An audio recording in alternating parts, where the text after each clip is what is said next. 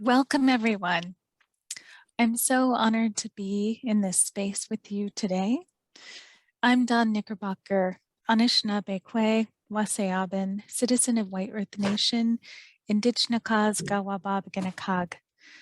Please join me as we take a moment to bring attention to our bodies and to our environment, and really plant your feet into the ground wherever you physically are coming from, where you're zooming in from today. I want to invite you to put whose land you're on in the chat if you're just joining us. And I want you to know that you are in a place of gathering and ceremony, culture and exchange, food growing and sharing, story, respect for all life, animate and inanimate, and the health of the land.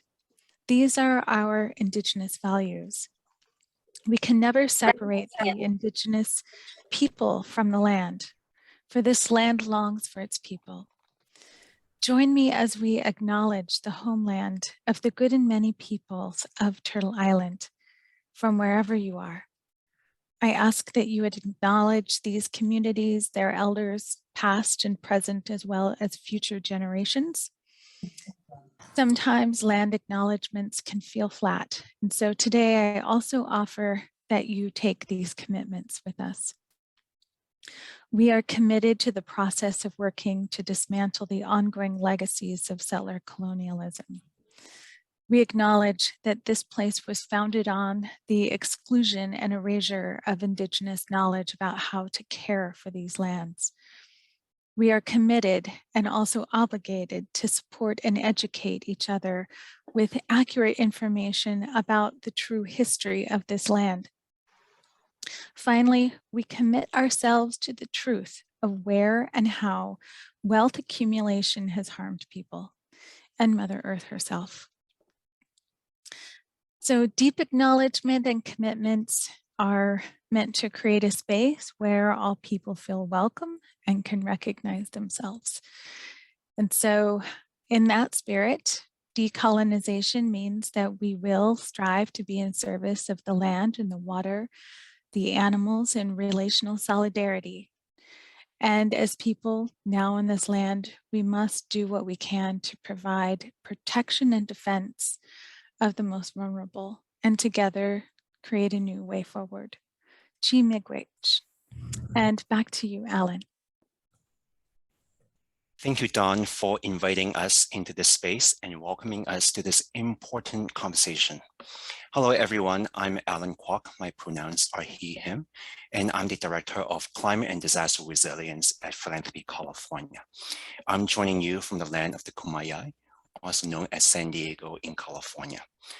This two-part series is the culmination of the tremendous thought partnership and planning by our hosts, and I want to extend a sincere appreciation to all of them, including the Center for Disaster Philanthropy, grantmakers of Oregon and Southwest Washington, Groundworks, New Mexico, Native Americans in Philanthropy, Philanthropy California, Philanthropy Colorado, Philanthropy Northwest, and Smart Growth California, an initiative of the Funders Network. All of us as philanthropy-serving organizations came together over the last few months as the Western United States experienced yet another devastating wildfire season. We have learned how these megafires disproportionately impacted the livelihoods and cultural assets of our tribal communities throughout the West. And we wanted to bring attention to the funding community around not just the wildfires, but also climate change, how they intersect tribal histories, sovereignty, land and water, cultures, and health and socioeconomic well-being, and how philanthropy can meaningfully and respectfully engage the Indigenous leadership in climate and disaster resilience. And this conversation is being recorded and will be shared to all of our registrants. As I said before, this is a two-part series, and we encourage all of you to share with your fellow funders to join us for our next session that is scheduled for December 9th at 9 a.m. Pacific time or 10:30 a.m. Mountain time. I want to say thank you to Dawn Knickerbocker as well as Greg Meston from the Native American Native Americans in Philanthropy, for moderating today's conversation. And now I want to turn it back to Dawn to provide context for this discussion. Dawn? Thank you so much. I am so delighted to be here, and I'm looking at all of our participants, and we have an amazing group. And thank you all for those that have put the land where you are currently on in the chat. That's very meaningful.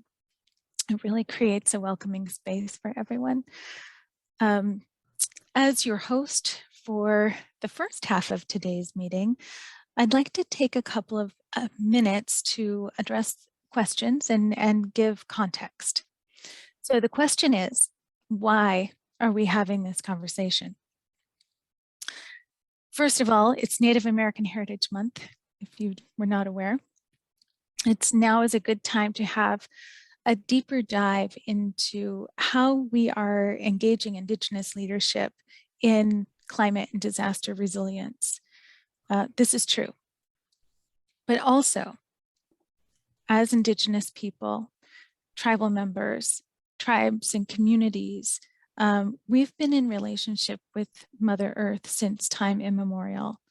From our creation stories to fighting to uphold our inherent sovereign rights, we have always understood the power in protecting the earth and practicing our traditions. Our ancestral knowledge guides our present day grassroots work of building and protecting self-determination and sovereignty over our lands. Across the globe, and especially in the West, in the forests and other sensitive natural habitats, these areas are key to averting absolute climate collapse. And Indigenous people hold millennia's worth of wisdom and connection to our natural environments, which can and already have proven to mitigate climate change and restore biodiversity, just as a few.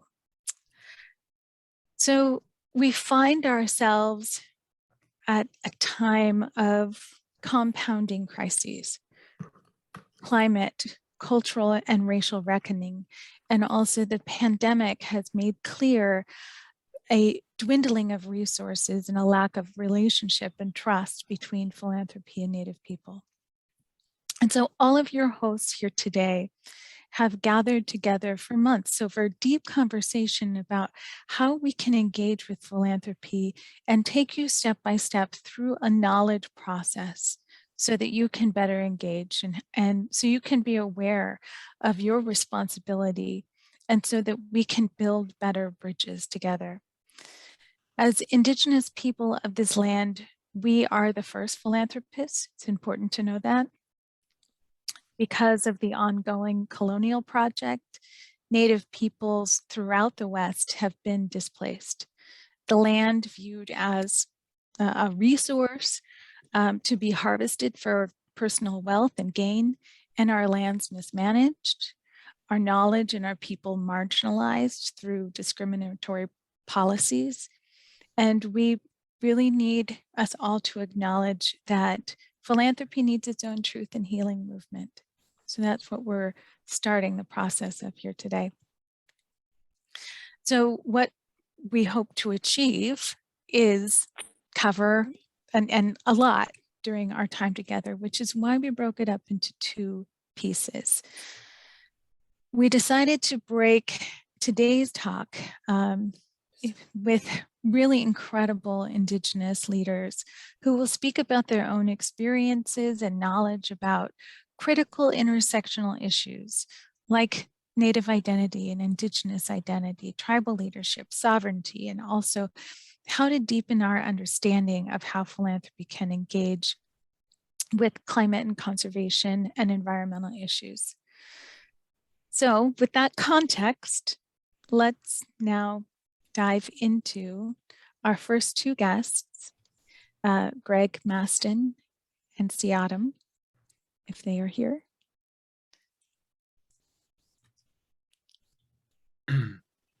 There's Siadam. You there? Nice. Yeah. So nice to be here with everyone. Should we start with introductions right away, Dawn? Or Yeah, absolutely. Let's start I'm gonna with, let Siadam go first then, because she's great. So just tell us your name, your tribe, and your organization that you represent. Great. I'm Siadam Edmo. I use she, her pronouns, and I'm Shoshone Bannock Nez Person Yakima, and I currently serve as the Executive Director of Seeding Justice. We are an operating foundation headquartered in Portland, but we fund throughout the West. Only social, racial, economic, and environmental justice. So that's all we've done for 45 years. Happy to be here. That's great. Greg. yes. Ayakui, everyone. My name is Greg Maston. I'm a member of the Yurok tribe. I'm also a descendant of the Hupa and the Crook peoples of Northern California. I'm honored to be here with you all to just share some information that I hope will be beneficial to you as you're wanting to engage in this very important work. Also honored just to be able to speak with Siadam. I've known her for many years, so I'm looking forward to this discussion. Yes, so am I. So with that, let's dive into our first question about who we are as Native people. Let's start with Siadam. Can you tell me about why race and power are relevant to this conversation of climate and environment? For me, I think we need to look no further than our most recent pandemic to see that those who have been marginalized throughout the history of our country are those most vulnerable when pandemics and when natural disasters happen. It is, and that all of that exclusion is primarily based on race. I mean, you hear some people still try to use the argument of economic injustice or inequality being the real enemy. But I think they're denying that all of that economic injustice is a very racialized field. And when you think about specifically, the conditions that have created this system that we have inherited in this country, it's largely an economy that's based on the continued extraction of resources. And I say continued because there's continues to be an extractive economy when it comes to tribal nations and people. In the United States. And it's funny, right? I want to also address the complicated nature of race, especially as it relates to tribal people. I've done some work on, Indian, and I'll mention briefly, Indian identity in general. As tribal people, we can identify as any race we like, just like citizens of the United States, citizens of tribal nations come in all colors and shapes and sizes. And so you can identify as an Afro-Indigenous person and still be a tribally enrolled person, and it doesn't take away anything of your citizenship. We encourage people to be all of who they are and not just fractions of who they are. And I think that's an important distinction to make as tribal nations, and really embracing the role of tribal nations as the singular determiner of who is a tribal citizen and really rejecting the idea of the racialization of our identity, as we've seen some folks, oh, you don't look Indian, or how can you claim that if you're white passing? And as a white passing person, I know that is often a challenge to indigeneity and sovereignty in general. With regard to, specifically thinking and talking about how we address, it's natural disasters in our community. It is, how do you convince a people who has been subject to an extractive economy for centuries to prep for 2 weeks or 2 months or whatever, when they're worried about the food going on the table tonight. So those are some of the things that I think about when I think about kind of the intersection of all of these things together. Thank you so much. Greg, I have a related question for you about what does it mean to be a tribal citizen?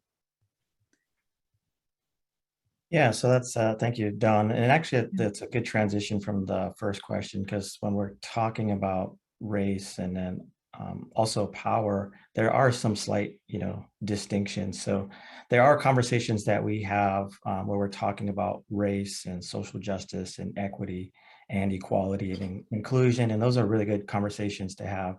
But there's also another layer when you're talking to a tribal nation, because then there's a whole different subset of context that has to play a role in that, because they are governments and they do have a government to government relationship, which is different than just a racial recognition. So with that government relationship, there are specific treaties, trust obligations, executive orders. There's countless Supreme Court cases and case law that support the rights that tribal nations have retained. So one of those, so I just wanted to say that just to kind of add that there's different layers depending on what you're talking about, especially when it comes to climate conservation.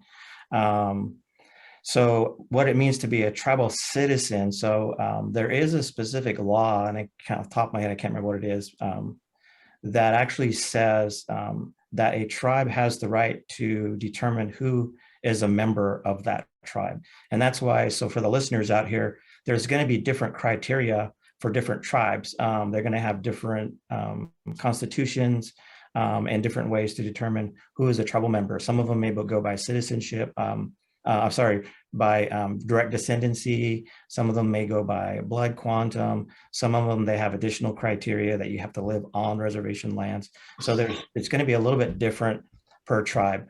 But what it means to be a tribal citizen is that they are recognized by that tribe as a member of that tribe, and they're also, subject to all the benefits of being a member of that tribe. And those benefits vary, again, just depending on the tribe. So if someone is a tribal citizen, they're actually a tri-citizen of this nation, because they're a citizen of that tribe, they're a citizen of that state, and then they're a citizen of the United States. So it's kind of an interesting setup that we have. And then also, just as a part of this question, somebody can be Native American and not a member of a federally recognized tribe. They may even be, half Native American in terms of blood quantum, but if they don't happen to meet the criteria of that tribe, it doesn't necessarily mean that they're a tribal member. So there are many, millions of people out there that can identify as Native American or part of the Native American heritage, and they may not be a tribal citizen. Yeah, thank you, Greg. I'd love, Siadam, if you want to jump in to this question, or if you want to also describe the landscape of the philanthropic and government funding as it relates to tribal nations. I'm going to answer a little bit of both, if that's okay. That's great. Yeah. I love that Greg just mentioned that the kind of the concept of like the tri-citizenship. I also think of that as also a like triple responsibility to meet the needs of tribal people across tribal, state, and federal government. And even though we have that triple responsibility, like we're, the Indian, we see our budgets cut. Indian Health Services has never been fully funded to meet the needs of tribal communities. States usually cede that responsibility to the tribes and the feds, who have a hard time, right, not being fully funded and fully meeting the needs of their tribal communities. So even with that tri-citizenship and tri-responsibility, we're still, struggling to meet the needs of Indian country. So I just wanted to lift up that point. As it relates to philanthropy in Indian country, one thing that exacerbates the kind of the nature of this, citizenship and responsibility and lack of responsibility cycle is one, the landscape. And I think we've all probably hopefully seen the multiple reports from Natives in Philanthropy about the lack of investment in tribes in Indian country over a number of decades, as well as some of the materials put out by the First Nations Development Institute that also reinforce the same. And up until the pandemic, I haven't seen numbers coming in, from non-Indian philanthropy during the pandemic, but that was a decline. We were starting to see a sharp decline in investments in Indian country. So that's one. That's a look at the landscape. The other, I think, really interesting point is that when we talk about philanthropy and specific to Indian country, we don't all play by the same rules. So there may be some folks on this call who are from tribal philanthropy. So philanthropy that has been set up as a result of gaming compacts, where tribes have gaming operations and then make a commitment to philanthropy in that specific, in the specific areas that they're from. So while mainstream foundations are not in any way obligated nor often obliged, as we've seen in all of NAP's reports, to give money back to Indian country, there are government determined regulations requiring tribes to give money or give their economic profit back to non-Indian populations in their service area or in their traditional territory. So it sets up this really, and I'll just say super fucked up, like underlying assumption of who owes whom what in this country.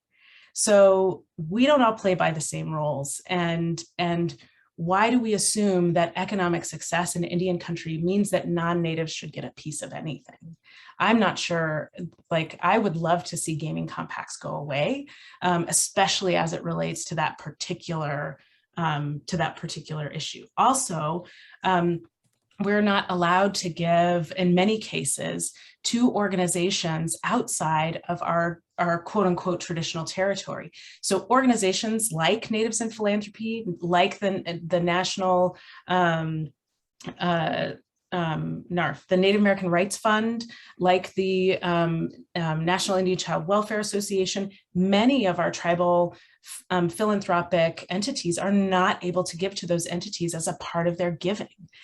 So there's another way that those organizations really protect the rights of Indian country, and we're not allowed to invest in those unless it's through some other vehicle, where non-tribal philanthropy can give to whomever they want according to whatever rules that their trustees and whatever they can change over time. We're not necessarily allowed to do that within one gaming compact period of time.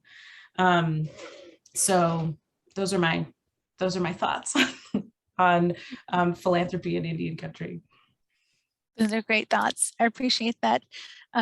Greg, I want to kind of dive a little bit, dip our toe a little bit into ownership and sovereignty. If you could maybe discuss briefly how treaties made with the US government are related to tribal sovereignty over natural resources. Yeah, so treaties, for those that may not know, according to our US Constitution, treaties are the supreme law of the land. So if anybody ever questions why are these things in place, that's supposed to be the number one thing that we honor above all else. That obviously hasn't always been the case, but if you want to look it up, it is in the US Constitution. So treaties are the supreme law of the land.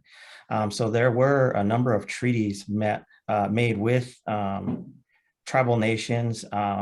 Some were honored and some were not honored. Actually, California has one of the worst histories for going through and making a lot of treaties with tribal people throughout California.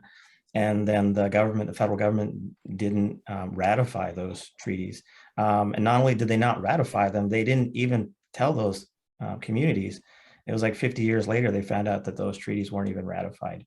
So, but not to go too far down that hole, the treaties that are made and the tribes that are established, there are specific jurisdictions that are attributed to that. So within that, there are what they call trust obligations, and these are this is what the federal government has holds in relationship with these tribes. And so the trust obligations can include land a lot of times. So it's kind of an interesting relationship because they are tribal lands, but they're also held in trust by the federal government. There's still kind of this big brother context of, you're not fully capable of managing your own assets, so we're going to hold them in trust for you.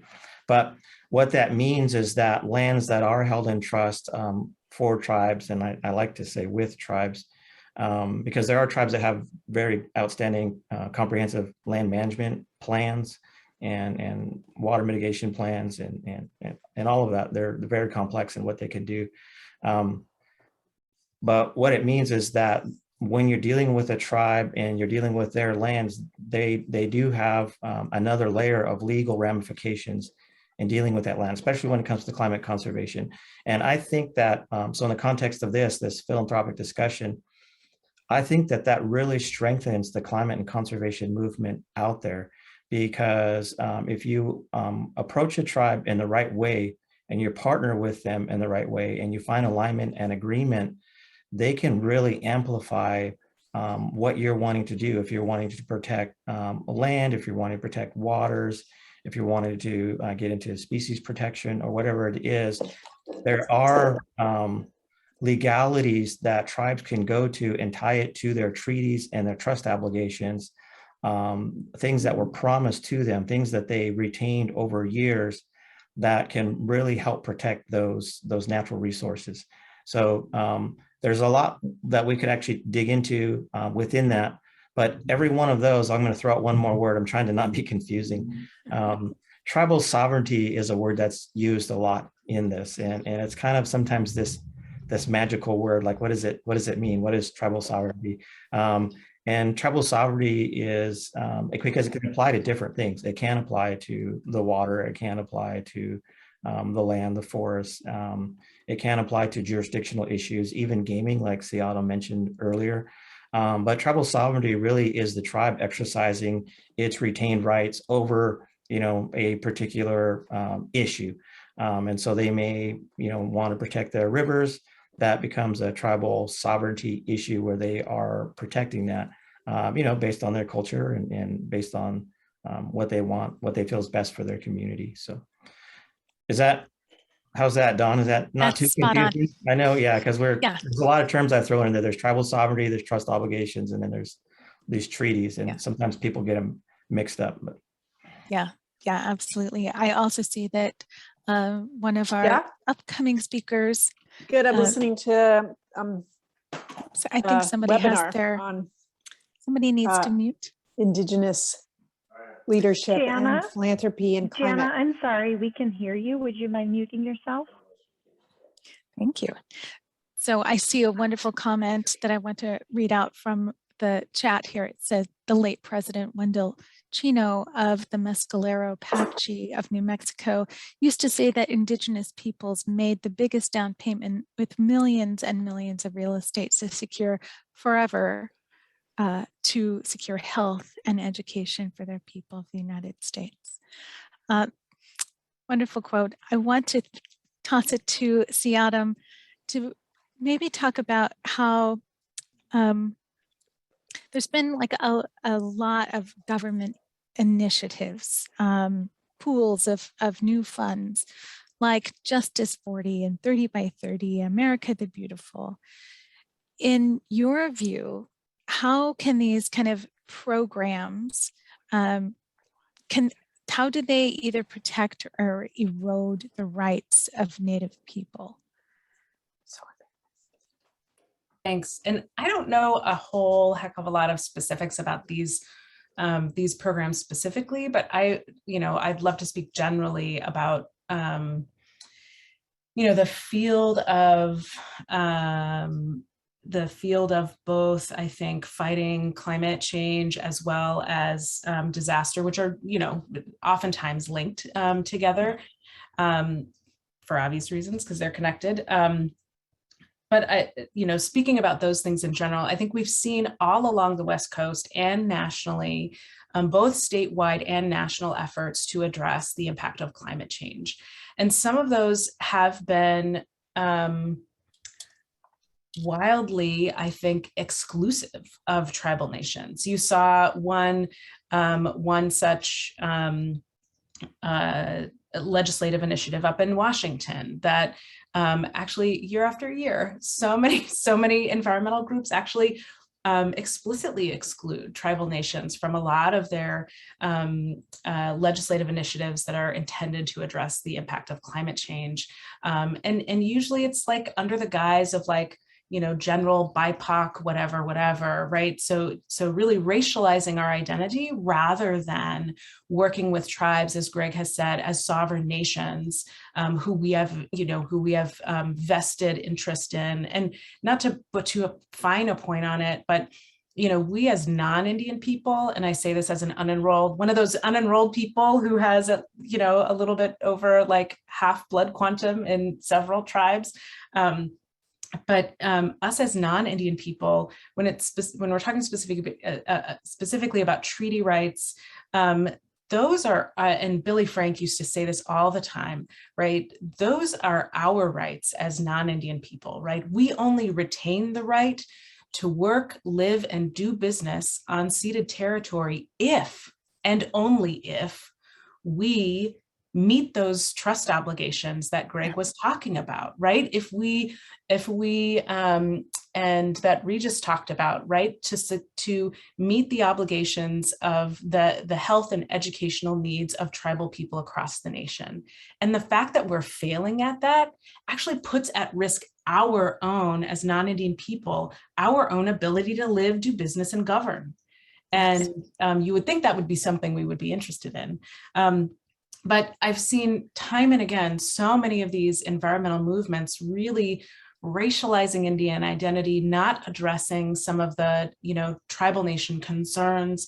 We've seen some, I think, I think we learn so much more from, well, maybe not so much more, but I often learn more from failed things rather than like things that I'm successful at.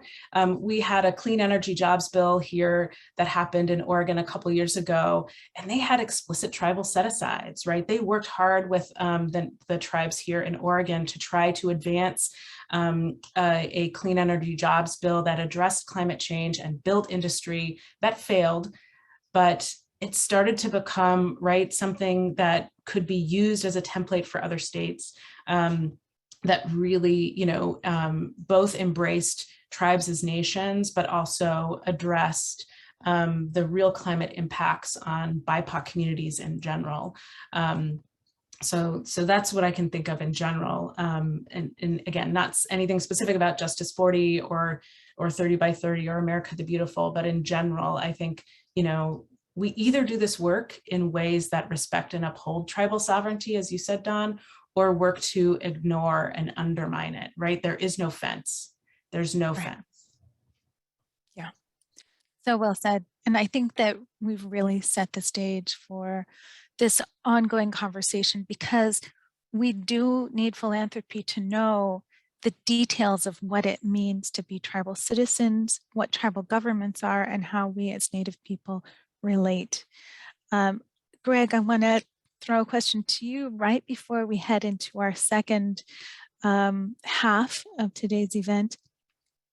How do you see us kind of moving things forward? How do we fix challenges that you've raised and move toward a sustainable future with philanthropy? Yeah, so this is the start of it right here. So I thank everybody who is attending and is putting in the effort to learn more. I think number one, it's got to start with understanding of who Native people are and what tribal nations are and the power that they yield. There's a lot of things we didn't discuss today in terms of there's amazing work that is already happening out there. A lot of tribal nations are doing amazing work on their lands and managing their resources. And so I think it's number one, learning more about them, getting educated yourself. There's a lot of resources out there as well. We work closely with some of the intermediaries as well, people like National Congress of American Indians, and I'm in the Pacific Northwest, so Affiliated Tribes of Northwest Indians. These organizations are have been doing this for many years and really dig deeply into all of these issues in terms of its impacts on the communities and the policies that affect them. And so then I would say second stage is to start to get connected to organizations, and not to sound self-serving, but Native Americans in philanthropy. This is a lot of what we're doing right now. A lot of our work is in climate conservation, biodiversity, and environmental work. And we're really working hard to connect our communities, to direct people to the right kind of collaborations. There's a lot of different groups out there. Sometimes we're talking to, people that are more interested in ocean health. Sometimes it's more forestry. Sometimes it's more rivers. It's more land. There's lots of groups within this. So I think it's connecting with the right people that can help you to know how to best plug in. And then the main thing I would say is to stay with it. There is work that needs to be done to connect our communities, and don't give up on them. I've had foundations sometimes tell me, I called this tribe and nobody called me back. Well, I think it was just a lack of understanding of, like, my first question is, well, who did you call? And was this even their area, or do they know your foundation? So find out who you should be connecting with within that tribe, or find an organization that can help connect you to that tribe. And then, the real thing is what we're all wanting to move towards is, let's see real change. Let's see real dollars invested into these communities that are doing outstanding work. I personally don't think we can have any climate and conservation discussions without putting tribes and tribal people at the core of that discussion, because as you said earlier, we are the first stewards of this land. We've been doing it well for a long time. And our values and our ways did not lead us to this crisis. But I think that if people embrace those values and those practices, it's going to help to mend some of these, the harm that we see being done there, out there. So I think most of the folks listening probably know the statistic, but maybe not. So I'll just say it so they hear it. Right now, to the best of our knowledge, out of the over $400 billion last year that went out through various philanthropic endeavors, not even 0.5% of those is reaching our Native communities. Yeah. Not even 0.5%. So that means there's a lot of room for people to really step up and to say, we're going to start committing part of our work and our portfolios to support this work and work with tribal communities. And we'd be happy to help in any way. So, yeah, so that's my wonderful. And yeah, we are 2.9% of the population according to the latest census, and growing. So you can count on our voice being more and more in this discussion. I want to thank you both for this first part. We're going to transition into Greg being our moderator and invite a few more speakers. Siadam, you're brilliant as always. And if you want to drop the link to your organization in the chat, I think we got your book in the chat too, about identity, which is a must-have on my bookshelf. Love to do that. And now, Greg, why don't you go ahead and introduce the next group of speakers? Thank you, Don. And it's a hard act to follow. Don always does such a fantastic job. So I want to thank everybody for staying with us. And this next portion, we're going to dig a little bit more into the land and its values, and really try and hone more towards the work and how you can partner with tribes. I neglected to say it earlier, but I'm actually from the Native Americans in Philanthropy organization, and I'm their Vice President of Tribal Nations Engagement and Special Projects. And we have 4 outstanding panelists today with us, and I'm going to let them introduce themselves in their own way. But I'll just quickly say that we have Regis Pecos, we have Geneva Wiki, we have Joel Moffitt, and Louis Gordon. So to start, I'll just go with the order that I have here. So if you could each just kind of briefly introduce yourself, your tribal nation affiliation, if you have one, and what your organization is. So I'll start with Regis, and then we'll go to Geneva, Joel, and Lewis. So Regis. Yes, good afternoon to all of you. I'm Regis Pecos from Coche de Pueblo. I'm the co-founder and co-director of the Leadership Institute based on the campus of the Santa Fe Indian School. It is an indigenous think tank that is 25 years old this year. Thank you. Okay, Geneva.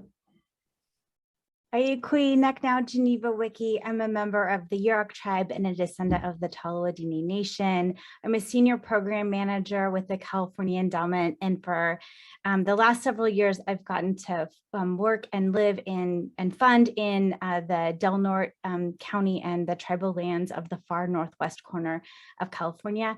And I now work on our statewide power building team, helping to support a statewide native strategy. Thank you. Joel. Good afternoon, everyone. My name is Joel Moffitt. I'm a citizen of the Nez Perce tribe. I am a member of the Native Americans and Philanthropy team in the role of Director of Environmental and Special Initiatives. I previously served on my tribal council, the Nez Perce tribe, for 8 years as Vice Chairman and Treasurer, and worked with the Columbia River Intertribal Fish Commission, serving as chairman for a couple years, and just recently worked with affiliated tribes of Northwest Indians on natural resources issues. So just really happy to be a part of this conversation. Okay, and Lewis.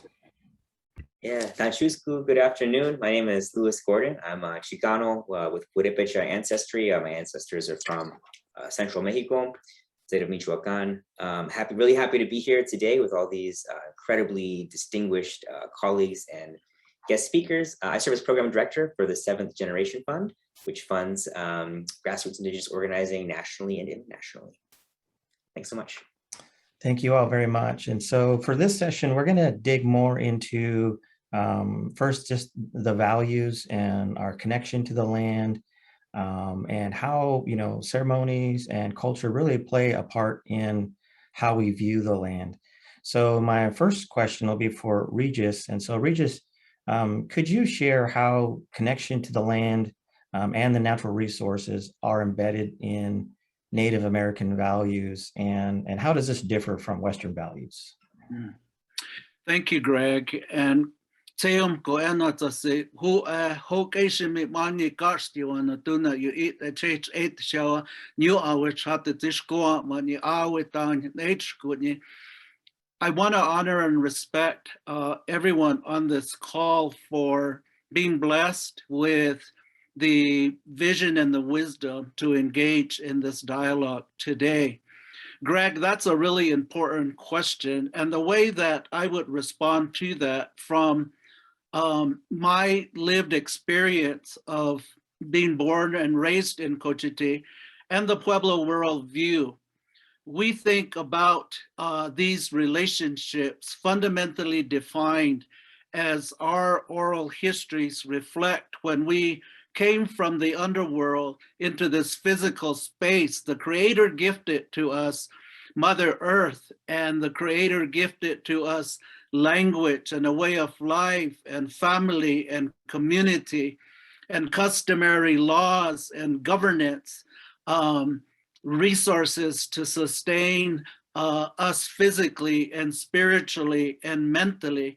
And water is the great symbol and the giver of all life, but connected and bringing to life these inseparable and interdependent realms are the gifts that we are gifted by our parents and family and community that we define as core values: love and respect and compassion and balance, just to share a few.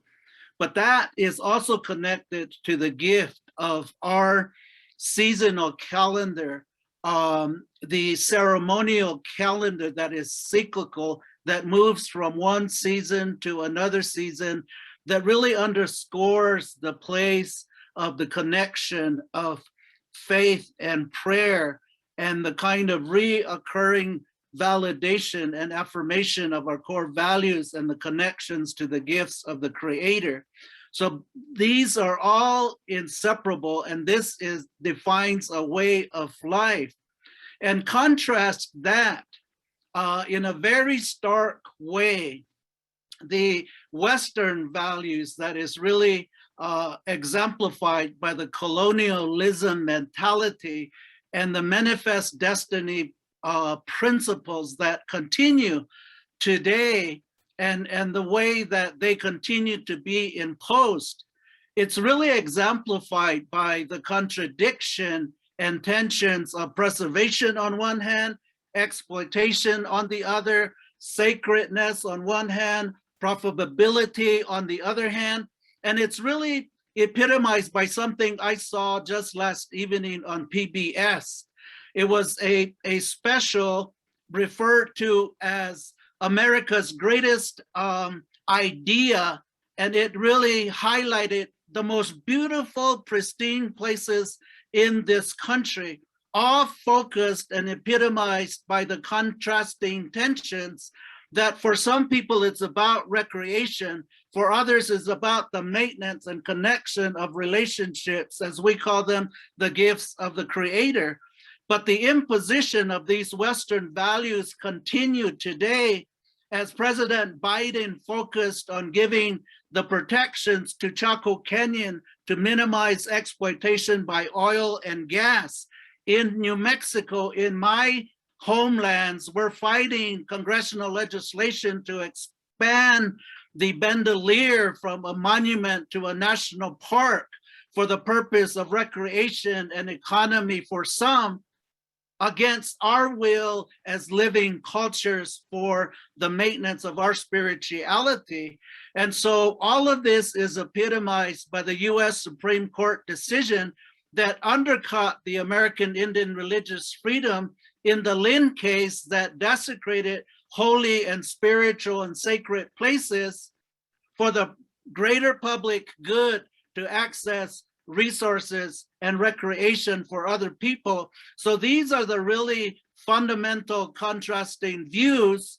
One hand, on our part, connected deeply with embedded values as a way of life versus Western values that one are epitomized by the kind of continued exploitation driven by the principles of manifest destiny still today. Thank you, Regis. And Joel, would you also like to weigh in on that in terms of the connection to the land? You're from Nez Perce. I know there's a lot of history there. Do you want to share some thoughts as well? Yeah, thanks, Greg. And I'll talk to it from a perspective of a Nez Perce citizen. Seeing as that, with over 500 tribes, we all have different cultures, different languages, and different lands, but we have some common threads of values. And when we look at our connection to the land, I mean, we're place-based people, and so we've depended on the land and the gifts that the Creator provided to us for since time immemorial. And so the value that comes to my mind at the top is reciprocity. So with the Creator had provided these gifts, and the animals and the plants have given up their lives in order to sustain us for generations and generations, and in return we have to take care of them. And so that goes back to some of our creation stories, and how in Nez Perce culture the salmon was the first animal. This is back when they could speak and talk, and the salmon was the first animal to give up their life and said, hey, told the Creator, hey, I will sacrifice myself and to help feed and to help these pitiful humans, because we were struggling back then. And so and then going on down the line through all the animals and the plants and the medicines and the roots and the berries, they all gave up their lives to help us live and sustain ourselves. And so we have that obligation to take care of them. And so obviously we have to take care of the ecosystems and the land and the waters that they depend on. So that goes to the heart of who we are as Native people, and all of our ceremonies. And, you know, Regis talked about the cyclical nature, and we have our own calendars. Each tribe has their own calendars, and they're all dependent on all these resources, these foods, these first foods that we call them, come to us throughout the whole calendar. And so we have ceremonies that connect us where we sacrifice and we give back, give thanks to the Creator and for these gifts. And so we always talk about natural resources and protection. And natural resources are cultural resources. That goes to the heart of who we are. And so when we talk about the current state of affairs now, where there is all this exploitation and from whether it's governments or businesses, and looking at the amount of impact on tribal lands and resources, we've been fighting it. We've been fighting it for hundreds and hundreds of years, and I think now we're starting to make inroads with philanthropy world, but also the government world, on understanding this perspective and the values of tribes and how connected we are, and the reasons why we're trying to protect these resources and lands. And the benefits aren't just going to be for tribal people, for natives. It benefits everybody. And I think we're starting to find like-minded people and connected with allies in order to accomplish this conservation of these lands and waters and ecosystems. Yeah, thank you so much, Joel. Well said. In Pacific Northwest, we have a saying that the rising tide, it lifts all canoes. So by us doing this work together, it makes us all better. So the next question here is for Geneva. So we're talking about values and these different worldviews. So Geneva, how have Western values contributed to this current climate crisis? Yeah, thank you for that. And thank you for Regis and Joel for so many of the themes that you lifted up, including Regis. I really appreciated that the juxtaposition between the Indigenous values of balance and respect versus the others of capitalism and greed and colonialism. And so we've seen it played out in all kinds of ways, including, things that we all know about, and especially issues that were talked about at length at the UN Climate Summit last week in Scotland around fossil fuels and deforestation, and factory farms and damming rivers.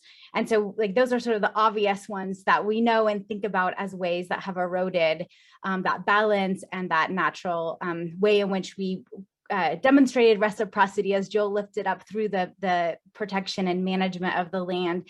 But there are some practices that we may not even think about as destructive. And one I have to share is Smokey the Bear. For I think most Americans would think of Smokey the Bear as a national hero, right? And the idea that we want to prevent forest fires, and only you can prevent forest fires. But Yurok people come from the heart of the redwood forest on the Klamath River. And for us, traditionally, our way in which we managed our lands included prescribed cultural burning, so prescribed cultural forest fires.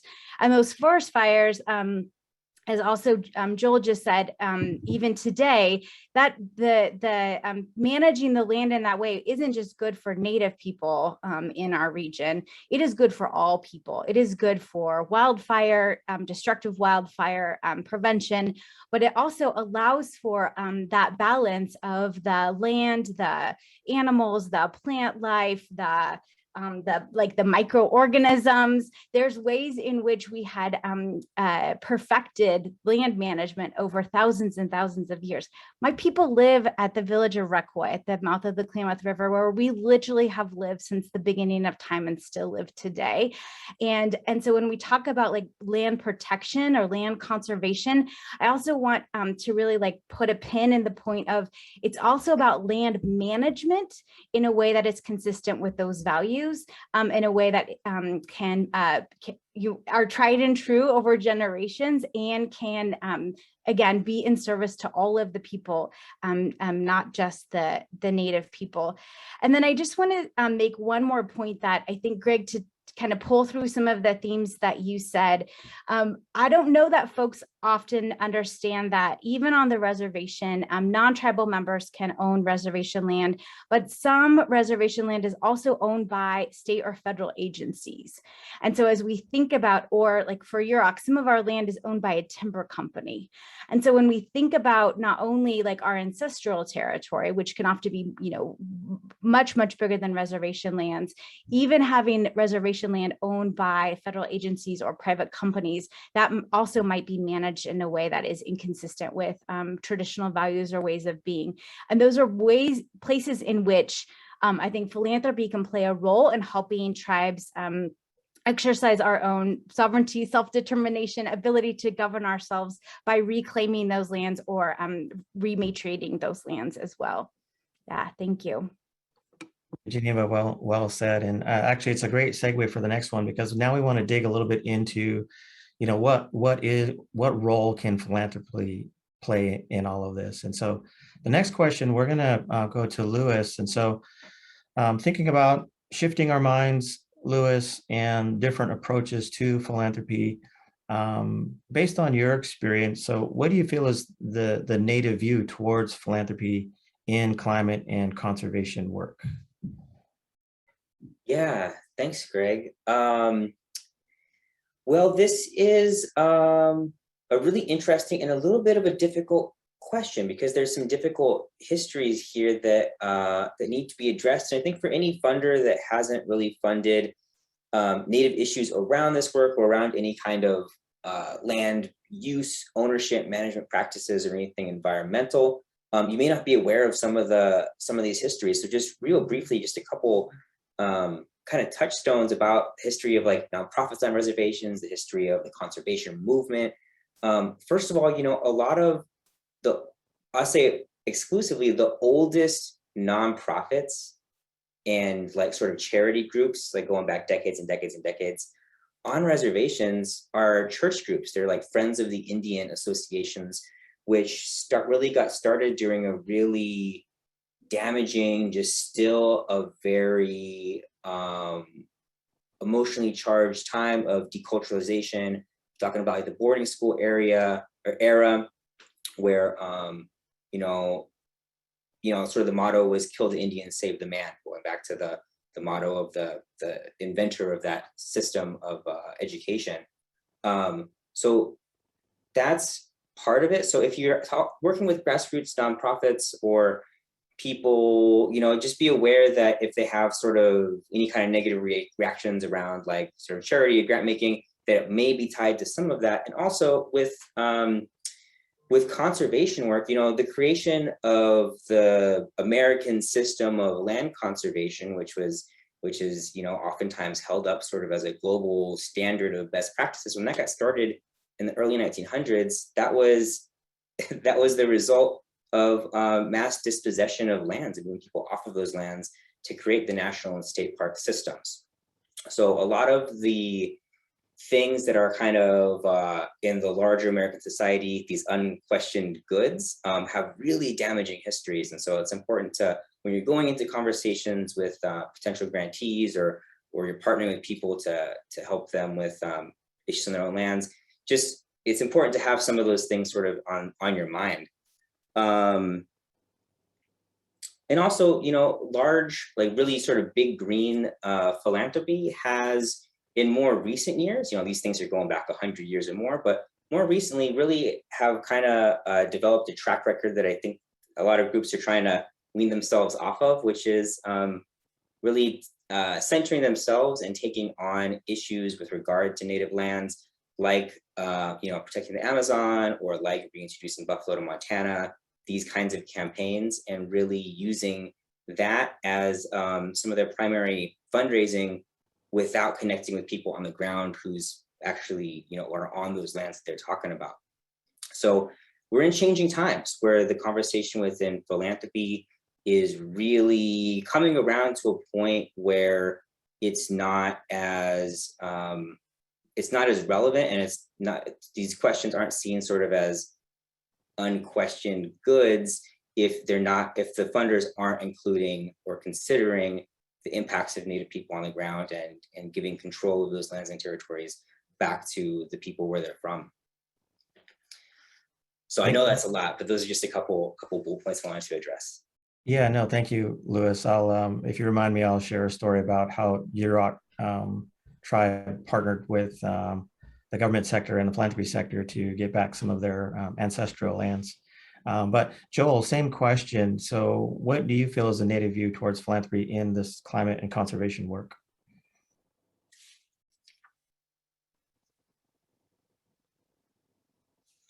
Do we still have Joel, or did we lose him? We just lost I'm him. here. Oh, okay. All right, Joel. I apologize. My internet just went out there for a second. So I apologize. Were you asking me to add anything, Greg? Oh yeah, I was asking you to kind of just sum up this whole discussion and yeah, no, just so what do you feel your views are? The Native view is towards philanthropy in climate and conservation work. Well, like Louis said, it's pretty complicated, and I mentioned there are over 500 federally recognized tribes across the United States. So we all have different relationships with different foundations and nonprofits.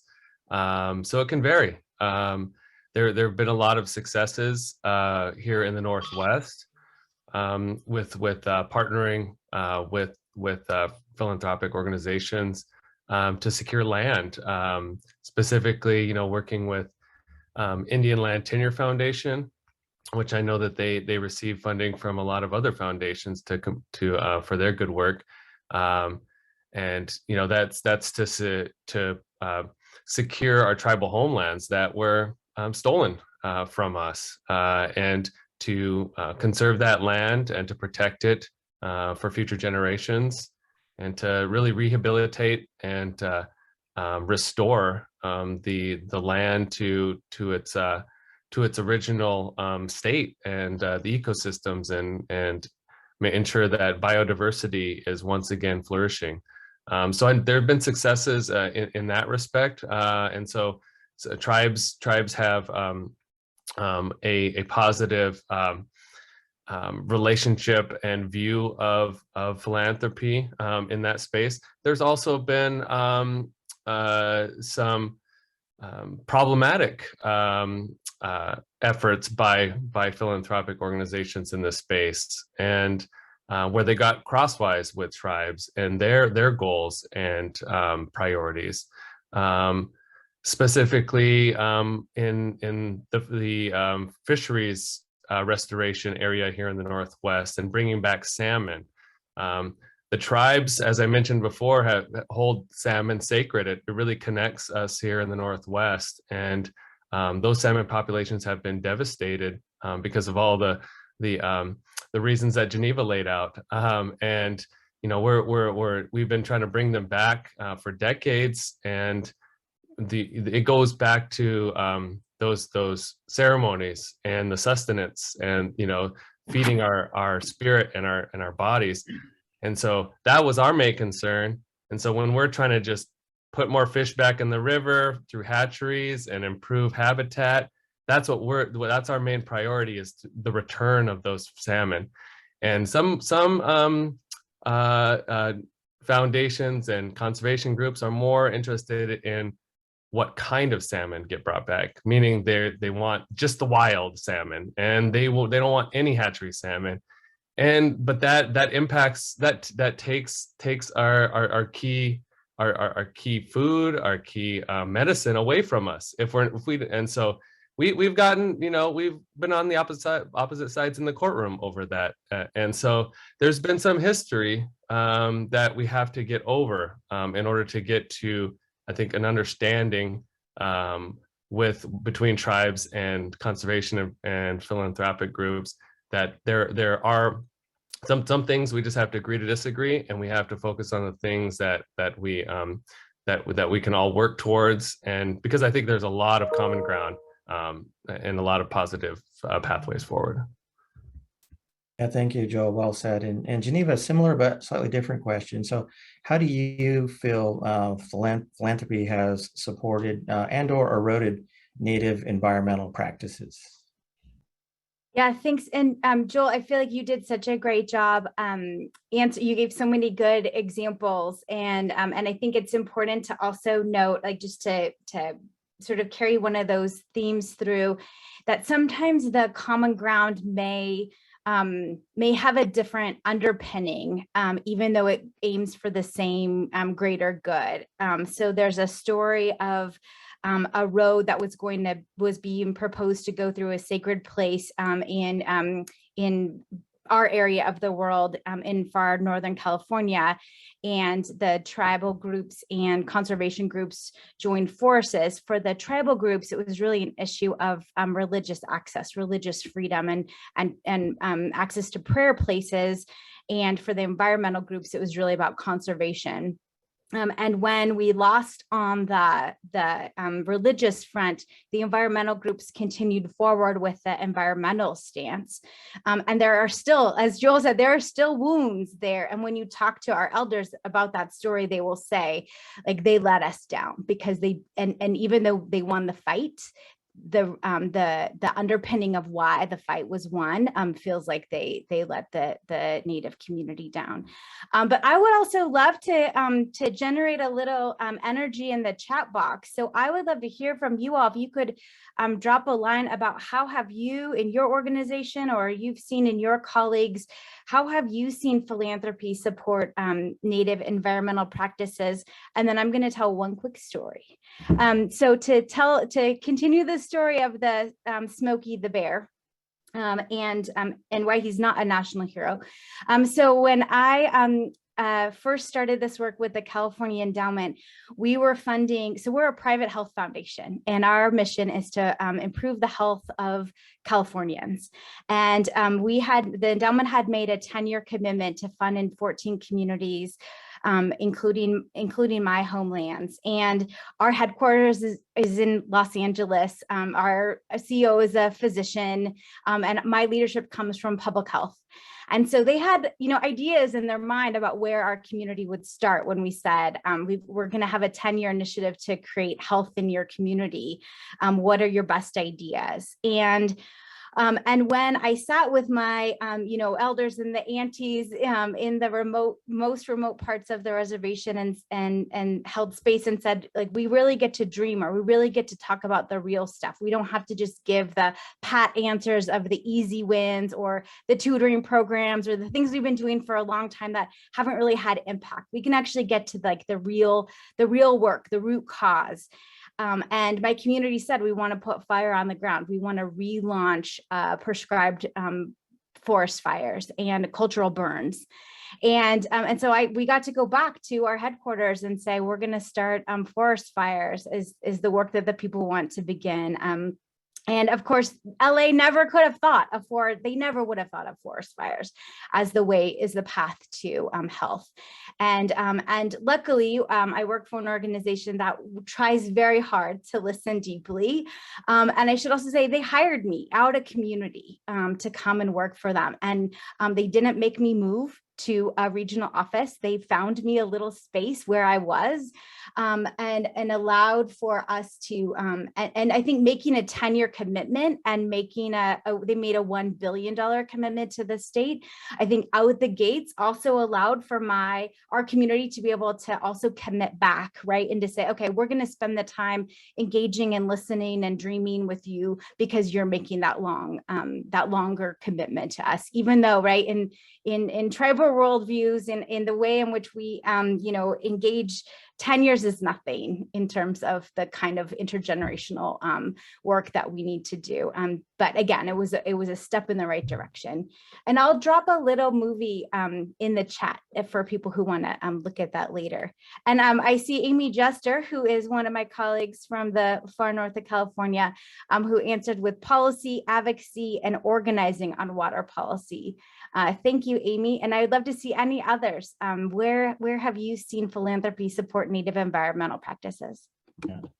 Thank you so much, Geneva. And we're winding down to our last two questions. So the next question is for Regis. And so now we want to get into engagement. So you've heard a lot of good information today, and you've heard, hopefully you have a better understanding of who Native people are and the tribes that they come from and their views and their values about the land and this whole climate conservation crisis.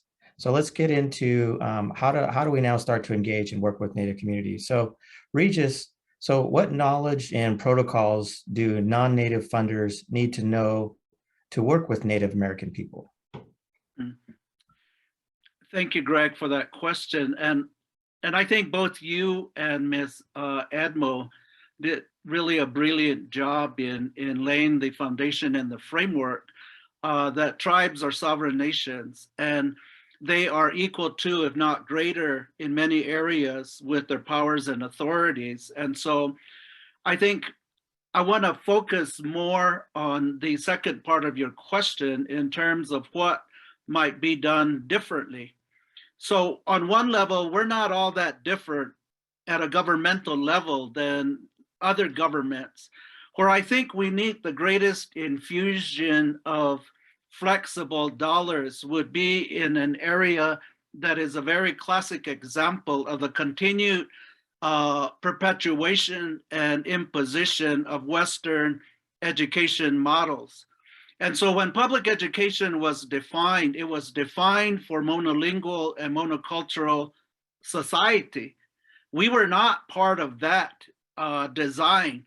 So, almost 80 years of an experience here in New Mexico, we now are engaged in major litigation, and a very landmark decision was concluded in 2018. But it really epitomizes where the greatest necessity of investment is about creating new systems and new structures as we're rebuilding new approaches that government typically does not fund.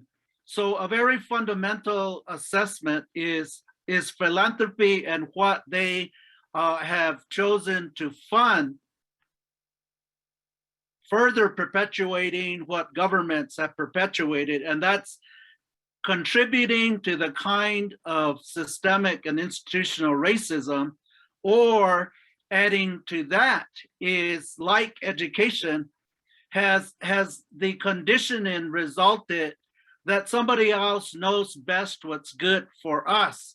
And in some ways, that is at the heart of the kind of lack of investment in Indigenous communities. And when there has been investment, it often has been a predetermined framework of accessing resources. So on our part, it's creatively one adapting in how we access those resources. And when you do that to engage access in resources, you are fundamentally compromising the very vision that you're pursuing. And that's to create new systems and structures, or rebuilding new systems and structures that have been the onslaught of intentional policies and laws created to disconnect us from our land, to kill language, to kill culture, to prohibit the practice of our religion, to dismantle community, to look at the dismantleization of community, exploitation of resources. So we are at a critical juncture in our history of building creatively new systems and structures, or rebuilding those systems and structures that are now fragile. And these are areas of very creative thinking to sustain the core values to the gifts of the Creator, celebrating that through our ceremonial cycle of reaffirmation, but these are often areas where governments don't fund the kind of creative approaches to sustain the things that are important in the maintenance of continuing a way of life. And education is probably one of those classic examples as we're trying to build and maintain and revitalize language. But public school funding sources don't necessarily support those efforts, or looking at new childcare approaches, not institutionalized childcare, but looking at the maintenance of childcare within families, but governments are opposed and push back on these approaches that are consistent with indigenous practices. And so when we're looking at investing in human capital, in our Leadership Institute, it's been the goodwill of foundations that has funded us to create a unique Pueblo PhD program with Arizona State University that in 10 years has graduated 20 Pueblo PhDs, unheard of, or as we're investing in new programs for building that capital and creating new programs for youth leadership built on the paradigm I shared. It's not state resources, it's not government resources, it's often the flexibility and then creative nature of approaches that foundations have supported. But there are so few that imagine if we had the opportunity to expand that base of funding, how blessed we would be that these new approaches, I think in many ways, the rest of the community and the rest of the ecosystem of humanity, one can grow to appreciate that that really is the kind of vision that contributes to the question of what do we want future generations to inherit from us.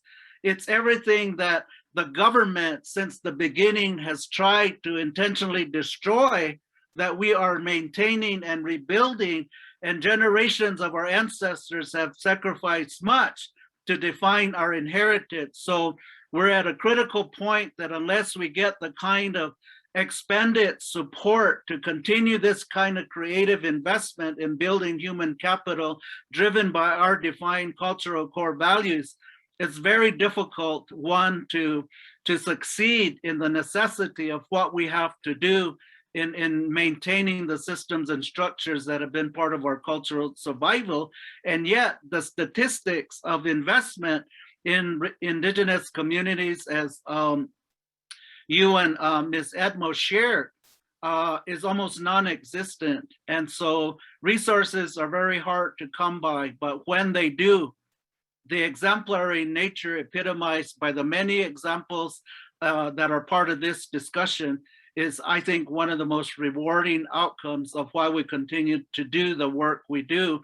And this discussion is important because when we ask the question about what future generations will inherit from us, it is what we do today.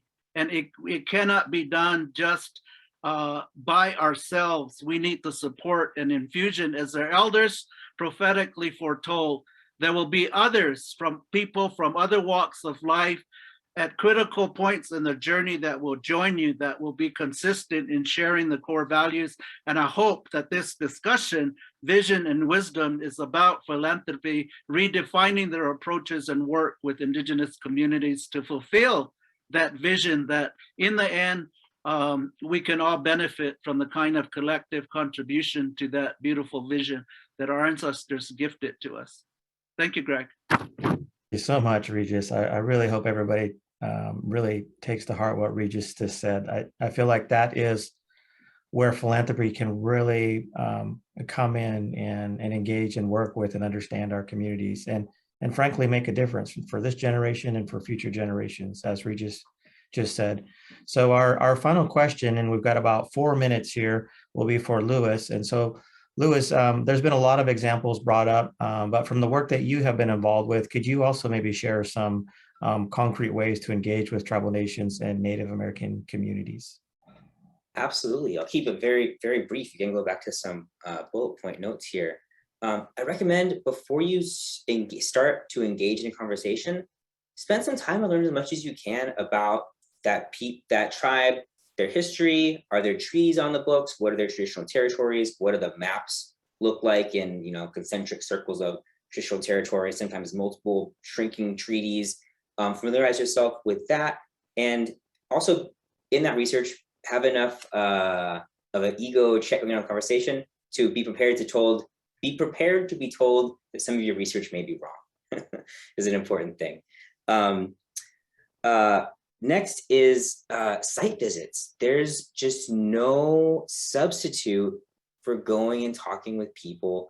And, major caveat here, we're still in the COVID-19 pandemic, major asterisks on that, but there's no substitute for meeting with people in community, for going and seeing the places and landscapes and spaces that they're talking about. I guarantee you'll get so much more out of one site visit than you will out of if that tribe wrote you 20 proposals. You'll get so much more of that experiential learning, and I really, really recommend to do that when and where it's safe and invited. And also meet grantees halfway. Make it easy for grantees to apply to your organization, and especially as we're talking about this conversation is really, the title and the scope of this conversation has to do with climate and disaster resilience. If you're looking to find emergency response work, be prepared to be aware that you might be talking to somebody whose office just burned down. For example, like it's very real that happened, the last couple of years here in California. And so be prepared to take a verbal application over the phone. If they might not have a budget prepared, spend 15 minutes with them and help them write a budget.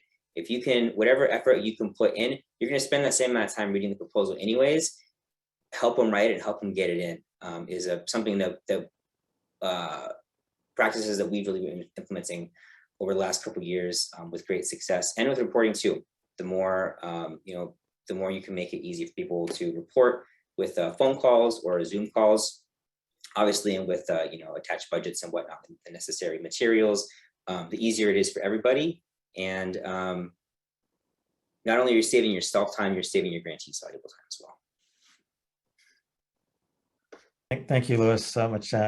Some real good information there, good steps. So we're at the conclusion of this segment. And so just to close it all off, I want to thank all of our panelists for their excellent thoughts and sharing their experiences and their wisdom with us all.